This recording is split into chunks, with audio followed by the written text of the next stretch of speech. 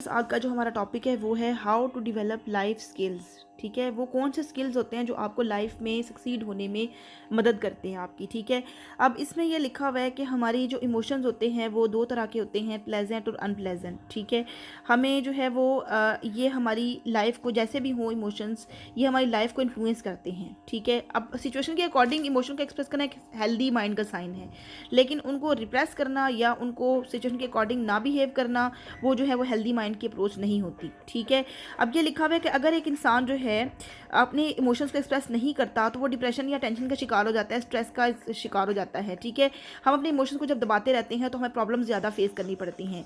ये लिजार्ड्स और फोकमैन जो थे, इन्होंने दो तरह की जो है वो कोपिंग बताई थी कि जब एक इंसान को प्रॉब्लम आती है तो वो किस तरह से सिचुएशन से बाहर निकलता है। ठीक है, उसके लिए सिचुएशन अच्छी है या उसके लिए प्लेजेंट है या अनप्लेजेंट है, वो कैसे बिहेव करेगा। एक तो प्रॉब्लम फोकस्ड है, एक इमोशन फोकस्ड है। अगर एक इंसान जो है वो अपनी प्रॉब्लम को समझने की कोशिश करता है और उसको जो है वो चेंज करने की कोशिश करता है तो उसको कहते हैं प्रॉब्लम फोकस्ड कोपिंग। ठीक है, जैसे फॉर एग्जांपल कि आपके पास कोई प्रॉब्लम आई, अब आपने उसका सोल्यूशन ढूंढना शुरू कर दिया, आपने कोई अल्टरनेट वे ढूंढना शुरू कर दिया कि मुझे इसमें से कैसे बाहर निकलना है। ठीक है, वो होती है प्रॉब्लम फोकस्ड अप्रोच। जो इमोशन फोकस्ड होती है, जिसमें इंसान सिचुएशन को चेंज करने की कोशिश नहीं करता बल्कि उसकी वजह से एंग्जाइटी या डिप्रेशन में आ जाता है या रोने लगेगा, परेशान हो जाएगा, वो होती है emotion focused coping. Problem focus में भी लोग दूसरों को अप्रोच करें, अपना मसला शेयर करें ताकि उन्हें बेहतर हल मिल जाए। और इसमें ये होता है कि लोग रोते हैं या परेशान हो जाते हैं या किसी से बातचीत ही करना छोड़ देते हैं, वो इमोशनल हो जाते हैं। ठीक है, ये होती है इमोशन फोकस्ड कोपिंग। तो अब रूटीन में ये है कि इंसान इन दोनों तकनीक को जो है वो इस्तेमाल कर रहा होता है। ठीक है, अच्छा, अब ये जैसे लिखा हुआ है कि एग्जाम्पल है, अगर आपको बताया जाए कि आपके कॉलेज की क्लोजिंग डेट है, आपका एडमिशन जो है वो एनुअल एग्जामिनेशन का जा रहा है। ठीक है, वो गुजर गया है। अब क्या होगा, this situation will obviously cause you so much worry. आपको परेशानी होगी कि डेट तो गुजर गई। ठीक है, और उसके अलावा आप क्या करते हैं, कॉलेज ऑफिस से कांटेक्ट करते हैं और उनको रीज़न का बताते हैं कि आपका एडमिशन ये मसला हो गया। ठीक है, आपका एडमिशन रुक जाएगा। When you come to know that admission can be sent with late fee, जब आपको ये बताया जाए कि आपको लेट फ़ी के साथ एडमिशन चला जाएगा, आप इस ऑप्शन को ट्राई करें, ये ऑप्शन अवेलेबल है। ठीक है, आप जो है तो क्या करेंगे, आप ये प्रॉब्लम फोकस्ड कोपिंग होगी कि आप उस वक्त रोए नहीं, आप एंग्शियस नहीं हुए, आप परेशान नहीं हुए, आपने फ़ौरन कॉल की और दूसरा अल्टरनेट तरीका ढूंढा कि अब मुझे क्या करना चाहिए।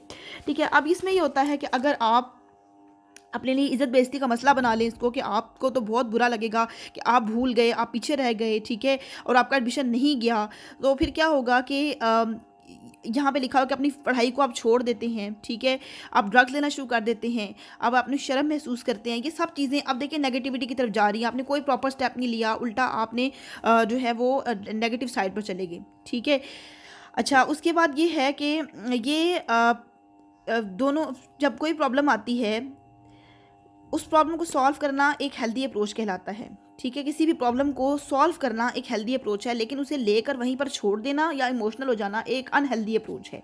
ठीक है, जैसे लिखा हुआ है कि एक इंसान जो है वो कुछ समटाइम्स पे जो है प्रॉब्लम फोकस काम करती है और समटाइम वो नहीं काम करती। जैसे यहाँ पे लिखा है कि इंसान को ऐसी डिजीज़ लगी है कि वो सही नहीं हो सकता।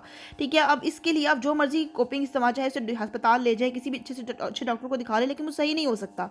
ठीक है, तो अब इसमें प्रॉब्लम फोकस कोपिंग नहीं कर सकते, इसमें क्या होता है इमोशनल फोकस कोपिंग ही होगी। इस वक्त आप इमोशंस ही फील करेंगे और उसको अपने आप को हल्का करने की कोशिश करेंगे। ठीक है, अब ये होता है कि कोई भी सिचुएशन जब आपके ऊपर आती है जो कि हल नहीं होती, तो प्रॉब्लम होती है और उसको मुख्तलिफ तरीक़ों से सॉल्व किया जाता है। जैसा कि आप सबसे पहले प्रॉब्लम देखते हैं क्या प्रॉब्लम है, उसका अल्टरनेट क्या होगा, उसके फ़ायदे नुकसान क्या होंगे और उसमें से एक सोल्यूशन सेलेक्ट कर लेते हैं। ठीक है, आपका मसला है, आपको एडमिशन नहीं मिल रहा, आप अल्टरनेट सोल्यूशन देखेंगे, किसी मुझे इस कॉलेज में नहीं उस कॉलेज में चला जाना चाहिए।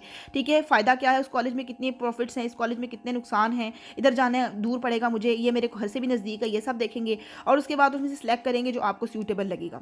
ठीक है, अब ये कह रहे हैं कि आपकी मेंटल एबिलिटी, आपका एक्सपीरियंस और आपका सेल्फ कंट्रोल जो है वो आपको ये टेक्निक्स जो आपने ऊपर पढ़ी हैं, प्रॉब्लम फोकस्ड, इमोशन फोकस्ड, या ये वाली जो भी आपने पढ़ी हैं, ठीक है, इनमें आपकी मेंटल जो एबिलिटीज़ होती हैं, जो आपका एक्सपीरियंस होता है, वो बहुत इंपॉर्टेंट रोल प्ले करता है। ठीक है, आपका कंट्रोल, सेल्फ कंट्रोल, आप खुद पे कितना कंट्रोल करते हैं। ठीक है, अब यहाँ पर लिखा हुआ है कि जब एक इंसान इमोशन सिचुएशन में आता है तो वो इस तरह की जो है वो डिस्प्ले करता है बिहेवियर्स, या तो गुस्सा करेगा या ड्रिंक करना शुरू कर देगा। ठीक है, दूसरों से मदद मांगेगा। ठीक है, सिचुएशन को री एग्जामिन करना, ये जब भी कोई इमोशनल सिचुएशन आती है तो इंसान इस तरह के जो स्टेप्स लेता है। ठीक है, सो सम टाइम वो गिव अप कर देता है, और सम टाइम वो क्या करता है, taking exercise so that mind can be free from thought. Sometimes वो थोड़ा वक्त ले लेता है, रेस्ट ले लेता है, एक्सरसाइज करता है ताकि उसका दिमाग थोड़ा हल्का हो जाए, ठीक है। और ये मुख्तलिफ इंसानों में मुख्तलिफ होता है, सब में ज़रूरी नहीं है कि ये सब चीज़ें हों, ठीक है। अच्छा, इसमें क्या है कि डिफेंस मैकेनिज़म्स भी होते हैं, इस्तेमाल होते हैं। डिफेंस मैकेनिज़म्स होते हैं, फ्रॉइड ने दिए थे। ये अनकॉन्शियस टेक्निक्स होती हैं जो कि इंसान इस्तेमाल करता है एंग्जाइटी को अवॉइड करने के लिए, ठीक है। अच्छा, जैसे फॉर एग्जांपल कि आप कोई मसला आया तो आपने उसको कहा कि ये मेरा मसला नहीं है, ये मेरी वजह से नहीं हुआ, ये तो इसकी वजह से हुआ है, ठीक है। आप प्रोजेक्शन कर रहे हैं, या हम फ्रॉइड की जब थ्योरी पढ़ेंगे तो उसमें ये सारे आ जाएंगे। उसके बाद समटाइम्स आप क्या करते हैं, उस चीज़ को दबाते हैं, आप दूसरों से शेयर नहीं करना चाहते, आप उसको रिप्रेस करते हैं, ठीक है। ये होती है रिप्रेशन, कि आप उस चीज़ को दबा रहे हैं, आप उसको इनकॉन्शियस में लेकर जा रहे हैं, आप दूसरों से शेयर नहीं कर रहे, ठीक है। अच्छा, ये इमोशन फोकस्ड मेथड है, ठीक है। ये प्रॉब्लम फोकस नहीं है कि आप सिचुएशन से भाग रहे हैं, आप सिचुएशन को फेस नहीं कर रहे, ठीक है।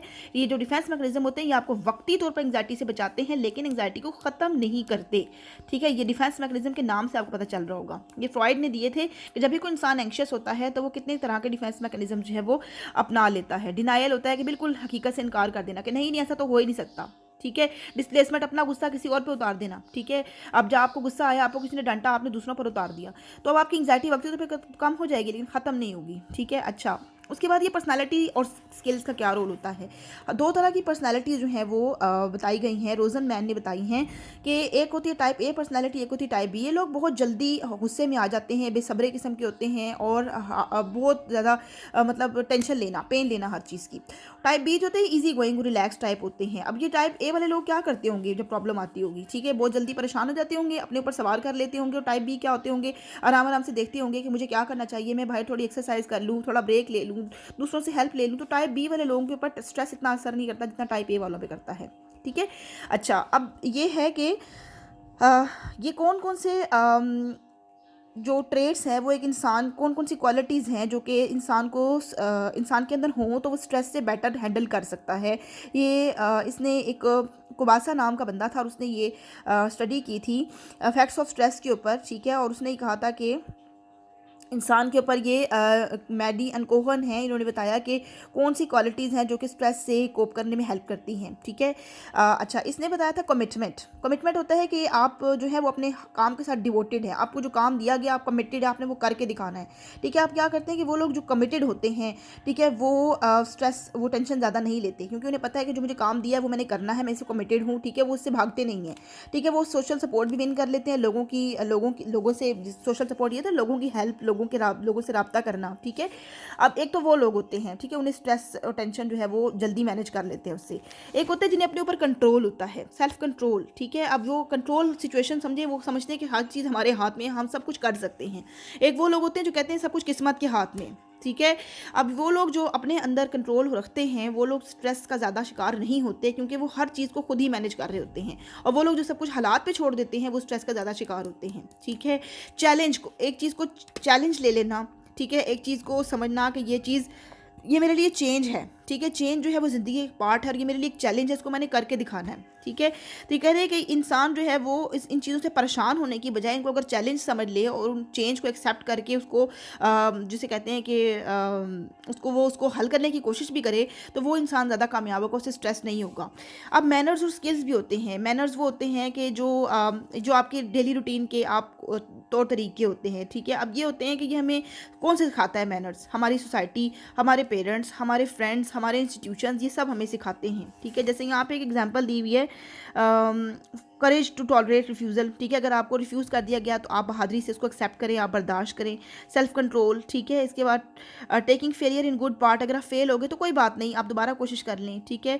कंग्रेचुलेटिंग वंस राइवल, अगर आप हार गए तो अपने दुश्मन को आपने कैसे कंग्रेचुलेट करना है, ठीक है। ये आपके मैनर्स और स्किल्स होते हैं, ठीक है। ये कह रहे हैं कि अगर हम इन चीज़ों को, हमारे अच्छे मैनर्स होंगे, ठीक है, अगर हमारे अंदर पॉजिटिव मैनर्स होंगे, ठीक है, अगर इनको हम प्रैक्टिस करेंगे तो क्या होगा कि हमारे अंदर ये स्किल्स, सोशल स्किल्स आ जाएंगे तो हम लोग जो है वो गिल्टी फील नहीं करेंगे, हम इनडिसेंट फील नहीं करेंगे, ठीक है। और हम लोग प्रॉब्लम और वरीज से बहुत जल्दी जो है वो बाहर निकल आएंगे। अगर हमारे अंदर ये सब चीज़ें मौजूद हैं जो हमने यहाँ पढ़ ली, कि हमारे अंदर अच्छे मैनर्स हैं, पॉजिटिव हैबिट्स हैं, चैलेंज लेना सिचुएशन को, कमिटेड रहना, ये सब कुछ है, तो फिर हम बहुत जल्दी सिचुएशन स्ट्रेस का हमारे पर असर नहीं करेगा। इसके अलावा यहाँ पर ही कुछ लिखा हुआ है कि कौन कौन सी लाइफ स्किल्स हैं जो कि अपने बच्चों के अंदर आपको डेवलप करनी चाहिए। एक तो सेल्फ कंट्रोल, अपने ऊपर कंट्रोल होना चाहिए, ठीक है। पर्सपेक्टिव टेकिंग यानी कि डिफरेंट जावियों से सोच लेना हर चीज़ को, कम्युनिकेट करना लोगों के साथ, मुश्किल हो तो ये नहीं कि आप खुद ही लेके बैठ जाना है और खुद ही हल करते रहना है, ठीक है। कनेक्शंस, वही वाली बात, लोगों से बात करना, लोगों के साथ राब्ता बनाना, क्रिटिकल थिंकिंग, हर चीज़, हर जाविये, हर पॉजिटिव नेगेटिव तरह के प्रॉस एंड कॉन्स ले के बात को सोचना। सिर्फ ये नहीं कि फ़ायदों की तरफ जा रहे हैं, सिर्फ नुकसान की तरफ सोचे जा रहे हैं, ऐसा नहीं है। चैलेंज को लेना और सेल्फ डायरेक्टेड इंगेज लर्निंग, यानी आप इंगेज होके लर्न करते हैं, ये नहीं कि आप अकेले और तनहा हैं और आप सब कुछ अपने ही सर पर ले लिया।